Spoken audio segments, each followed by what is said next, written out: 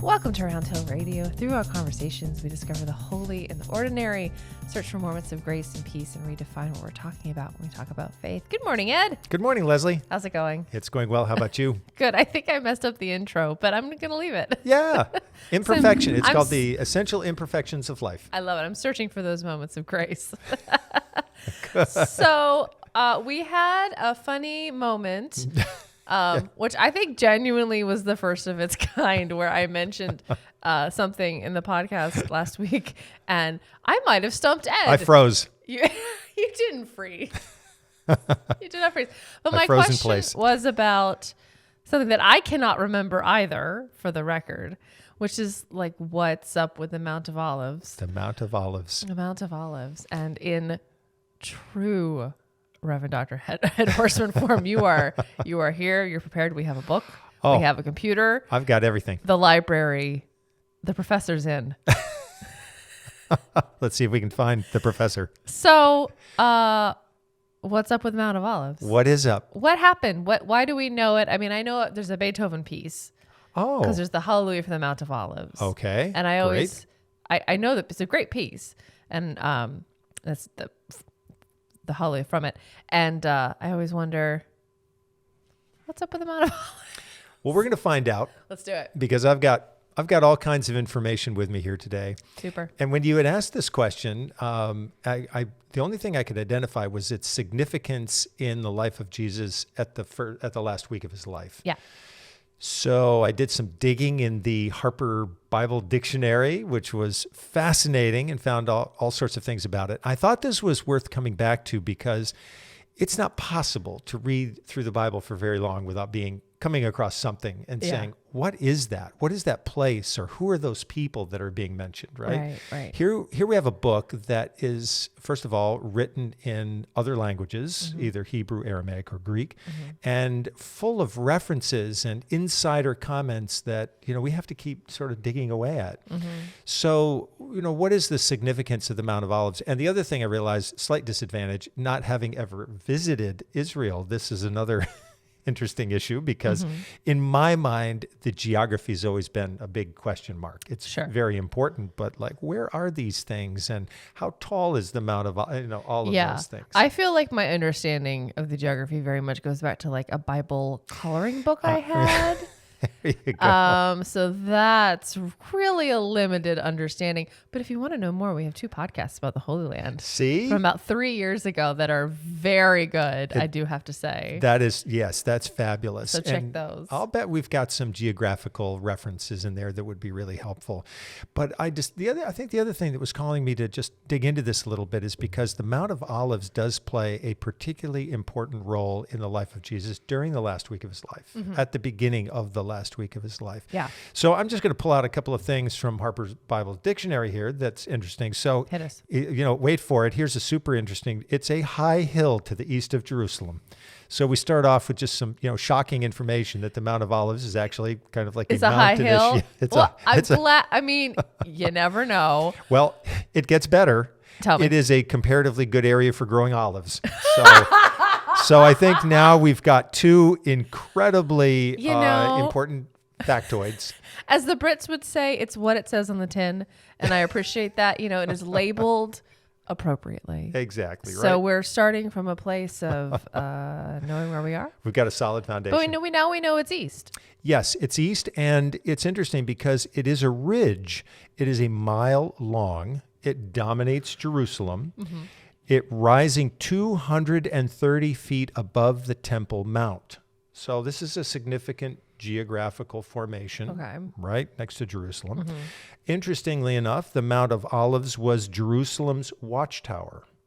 So every approach from Transjordan, as well as from the north and south, is visible from it.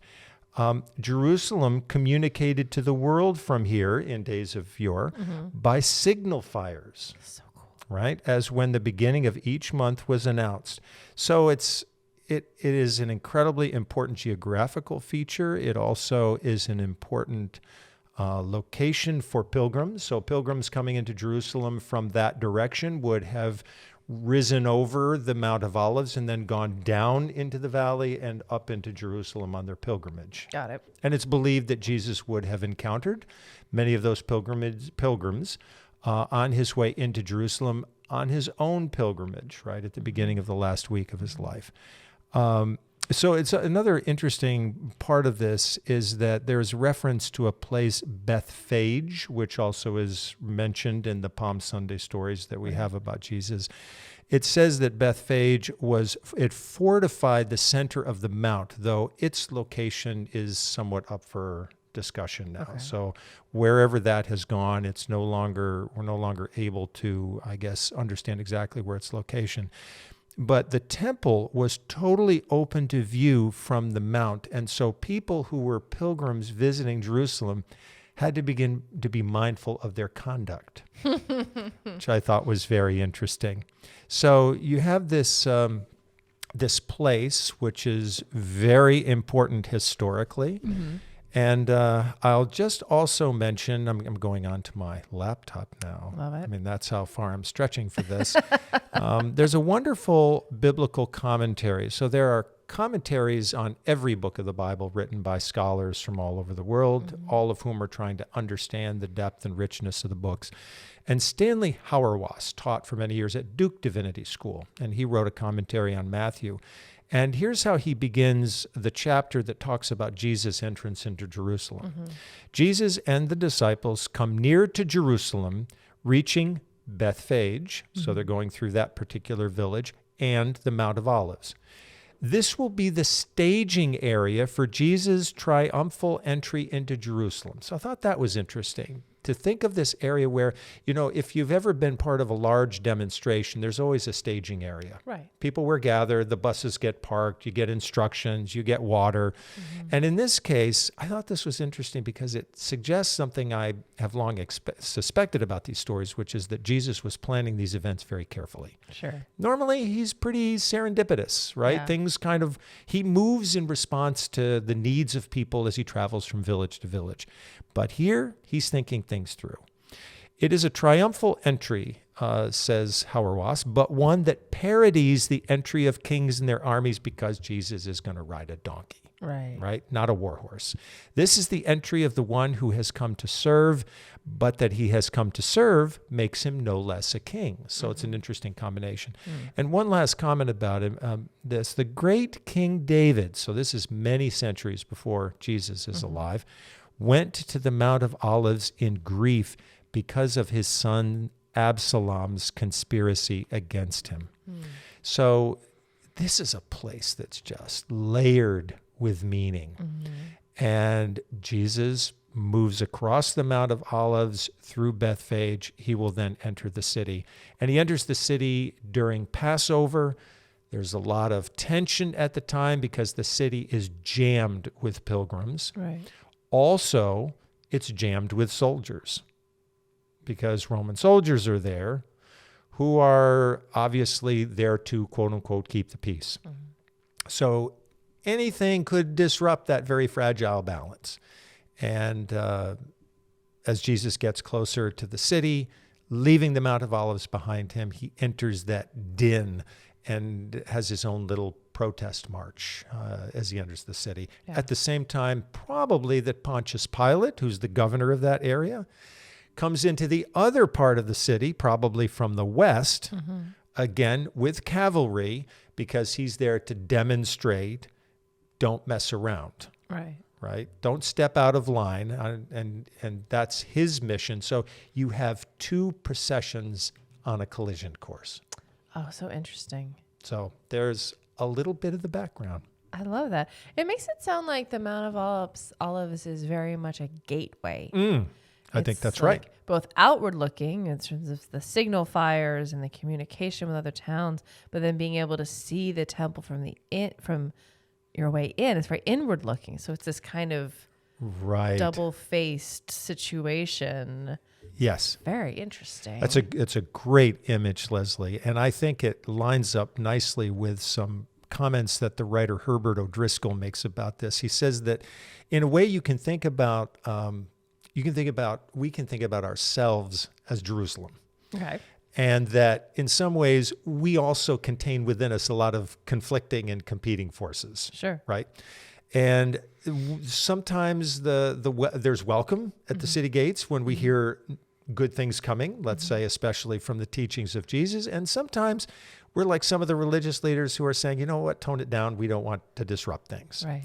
And Herbert O'Driscoll actually says that we can really reinforce the guarding at the gates of our own inner Jerusalem if we don't want a certain kind of message of love or compassion to come in. Yeah. And the spiritual journey is about learning how to open those gates Right. and not resist. Right. So he actually gives a kind of spiritual or metaphorical meaning to the Mount of Olives. Going to your point, as a gateway. Is it locked? Is it barred? Yeah. Or is there a signal out that says, welcome and come in? Boundaries. Boundaries. How porous are they? There's that fabulous book, which I will have to add a link to because I'm going to not remember the name, but I think it's Create Boundaries, Find Peace, or something by Nitra. Yep. I will find it. It's amazing. Apologies for butchering your name. But boundaries are a big point of discussion right now in our society. Oh, I agree. As ways of lovingly protecting ourselves and creating healthier relationships. Right. So to me, the question that also goes along with that, when are the times when we really have to let the boundaries down in order to allow in, sometimes, it could be ideas or people or whatever else might be wanting to come into our lives. Yeah. How do we allow that to happen in ways that don't devastate the quality of the inner life, right? Yeah. Of the inner Jerusalem that we carry around with us. Right. Knowing what voices to listen to and what things to let in. And like you said, Jerusalem being such a place of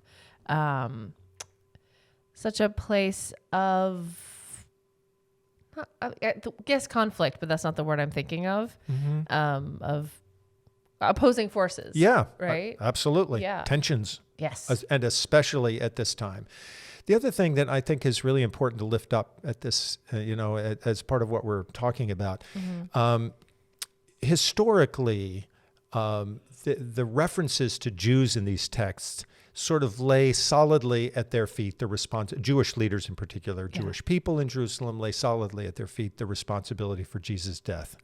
But that's really a misreading. Now, it's entirely possible that a group of religious leaders was invested in not wanting Jesus to stir things up. Sure. And 60 years from Good Friday will mark, 60 years historically going backwards, will mark the anniversary of Martin Luther King Jr.'s famous letter from Birmingham jail, which was addressed to white clergy. And in that letter, he was saying, look, I hear from you this constant desire to be patient, wait for the right time, don't stir things up. But he said, you have to understand that from my perspective, Martin Luther King's, watching what was happening to people of color, this is not the time to slow down. Yeah. Right? I mean, people's lives were at stake. So in some ways, Jesus seems to have chosen carefully a time when he would push things farther than they had pushed before. Small group perhaps came forward to say, we wish you would dial it down, which he did not. But it's really the power of the Roman occupying force and government that's executing Jesus. Okay. And they are the ones who, would have sort of exercised that force of domination to say, look, here's a person who's potentially going to cast a spark in a city that's already kind of riled up. Right. We really can't afford that. Right. And Jesus is willing to pay the price for that. He's willing to demonstrate his message so visibly and clearly that he knows it will attract attention and get pushback from the Roman occupying force. So that's I think, a really important part of that story.